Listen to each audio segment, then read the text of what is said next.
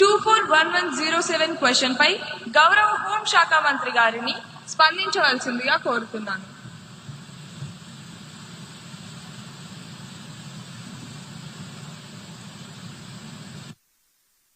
నమస్కారం అధ్యక్ష.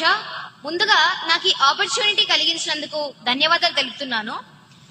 మన ప్రతిపక్ష నాయకులు అడిగిన మొదటి ప్రశ్న, గత ఏడాది నార్కోటిక్ డ్రగ్స్ మరియు సైకోట్రోపిక్ పదార్థాలపై సీజ్లు, పెనాల్టీలు మరియు అరెస్టులు ఎంత నమోదయ్యాయి? అధ్యక్ష, హోంశాఖ సభ్యురాలిగా నా యొక్క సమాధానం, సీజ్లు, పెనాల్టీలు, అరెస్టులు విభాగ రికార్డుల ప్రకారం నమోదయ్యాయి అధ్యక్ష. 22,366.25 కేజీల డ్రై గంజాయిని, 91.2 కిలోల యాష్ ఆయిల్ ని సీజ్ చేశాం అధ్యక్ష. అలాగే సైలెన్స్ సభ్యులందరూ కూర్చోవలసిందిగా కోరుతున్నాను. అధ్యక్ష, భారీగా ganja, opium, MDMA, heroin and నిషేధిత మందులను సీజ్ చేశాం అధ్యక్ష.